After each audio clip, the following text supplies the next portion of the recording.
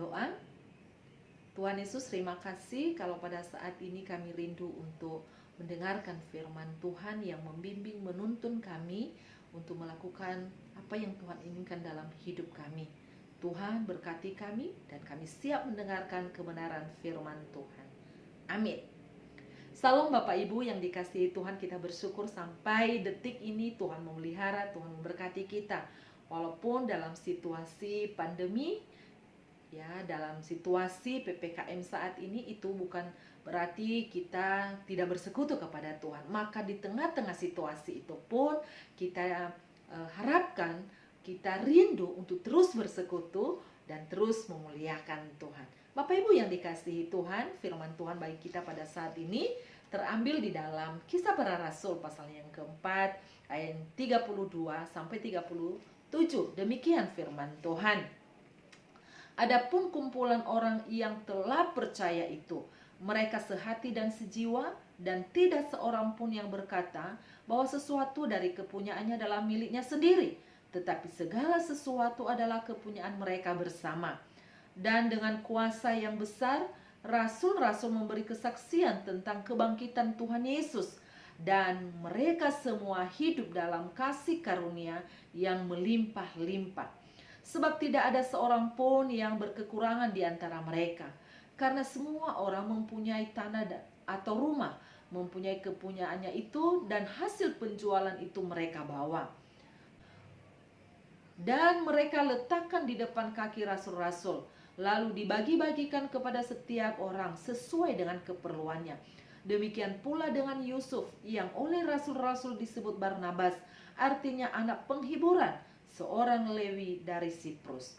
Ia menjual ladang miliknya, ia membawa uangnya itu dan meletakkannya di depan kaki rasul-rasul. Kita yang berbahagia adalah yang membaca, merenungkan, dan melakukan kebenaran firman Tuhan. Bapak Ibu, tema renungan kita pada saat ini yaitu gereja yang sehat. Bapak Ibu, menurut Bapak Ibu, gereja yang sehat itu bagaimana? Ada pendapat yang mengatakan bahwa gereja yang sehat adalah gereja yang gedungnya besar. Ada juga yang mengatakan bahwa gereja yang sehat ini kalau semua full orang-orangnya dalam. Ada juga yang berkata gereja yang sehat adalah gereja yang berdoa, ya, lalu pergi untuk memberitakan Injil. Semuanya itu tidak salah. Tapi kita melihat dalam nats ini, gereja yang sehat itu bagaimana? Kita harus tahu dulu gereja, ya. Gereja itu adalah kumpulan orang-orang percaya, ya. Kumpulan orang-orang percaya termasuk saudara dan saya. Kita ini adalah gereja, ya. Nah, gereja yang sehat bagaimana? Ya. Kalau kita melihat gereja yang sehat, kalau dalam Kisah Para Rasul ini adalah gereja yang bertumbuh di dalam kebenaran firman Tuhan, lalu mereka bersekutu dengan Tuhan, hidup bersama dengan saudara-saudara seiman, lalu mereka juga pergi untuk memberitakan Injil. Kita melihat satu persatu ciri dari gereja yang sehat. Tentu yang dimaksud adalah gereja yang sehat itu adalah gereja yang rohaninya sehat. Tentu jiwanya sehat, visinya juga sehat, ya. Gereja yang sehat ciri-cirinya yang pertama adalah sehati dan sejiwa. Dikatakan di dalam ayat ke-32, dikatakan mereka sehati dan sejiwa. Sehati dan sejiwa. Ini artinya bahwa satu tujuan, yaitu untuk memuliakan Tuhan. Sehingga orang-orang percaya ini berkumpul untuk memuji dan memuliakan Tuhan. Maka gereja yang sehat adalah ada kesehatian, ada satu jiwa mereka untuk memuliakan Tuhan. Searah, setujuan, ya. Ada kasih di antara mereka satu dengan yang lain. Kasih yang mengikat mereka untuk sehati sejiwa untuk memuliakan Tuhan.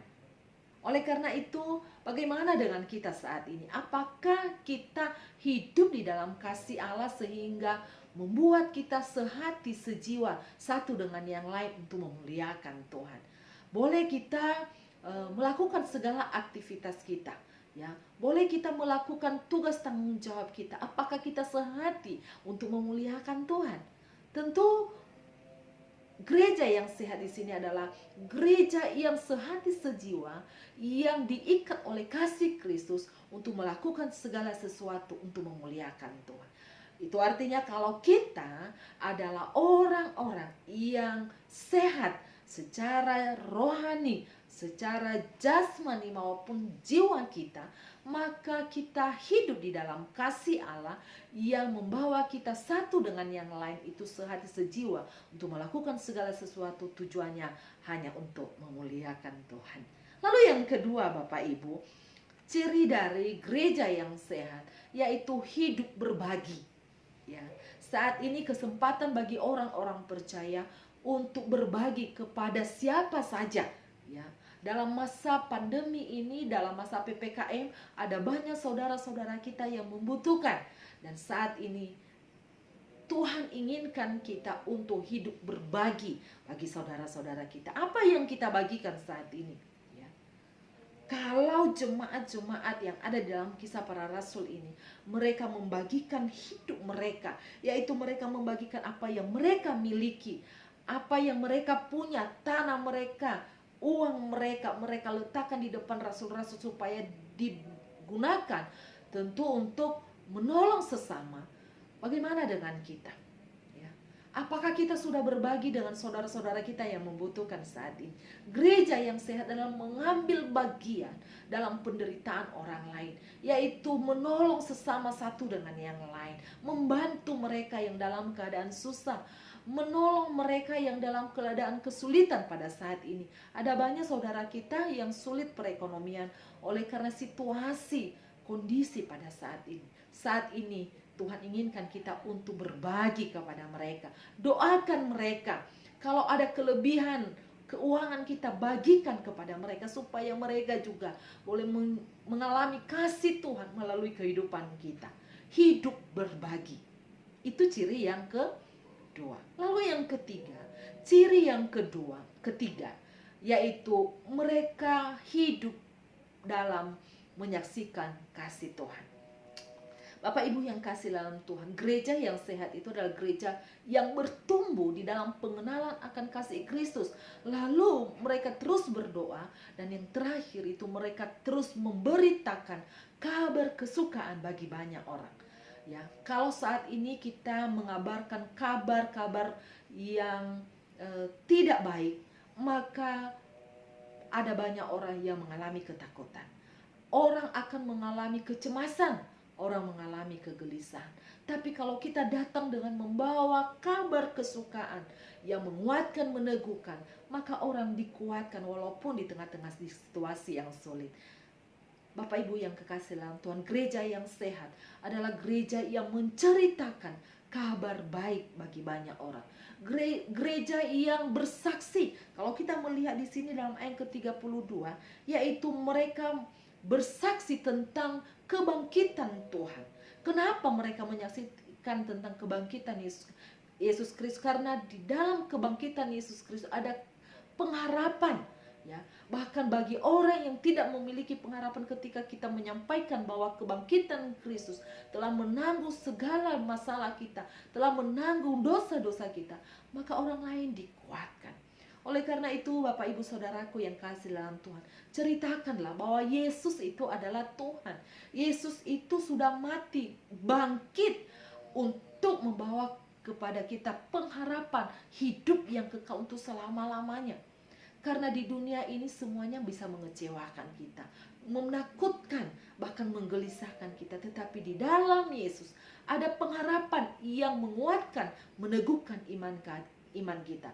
Walaupun kita harus menderita di dunia ini, di dalam Tuhan ada pengharapan. Oleh karena itu, jadikanlah hidupmu sebagai gereja yang sehat, yang terus memberitakan Injil, yang terus memberitakan kabar kesukaan bagi banyak orang.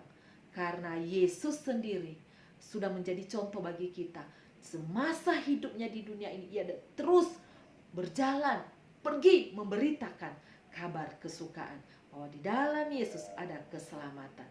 Biarlah firman Tuhan ini mengingatkan kita kembali tanggung jawab kita sebagai gereja yang sehat, yang harus sehati sejiwa dengan sesama kita, orang-orang percaya. Lalu hidup berbagi, menolong, membantu sesama kita. Lalu jangan lupa tanggung jawab kita sebagai gereja yang sehat, yaitu hidup bersaksi bagi banyak orang. Tuhan dipermuliakan. Kita berdoa. Tuhan Yesus, terima kasih untuk firman-Mu yang boleh mengingatkan kami kembali tanggung jawab kami sebagai orang percaya, yaitu kami harus bagi hidup dengan orang lain dan menjadi saksi bagi banyak orang, supaya kami boleh menikmati sukacita dan Tuhan yang dipermuliakan. Oleh karena itu Tuhan, kami memohon Engkau Tuhan yang memberkati dan menolong kami, supaya semua hidup di dalam kasih karunia yang berlimpah-limpah di dalam Tuhan kami Yesus Kristus. Terpujilah Bapa, di dalam nama Yesus kami berdoa dan mengucap syukur. Amin. Tuhan Yesus memberkati.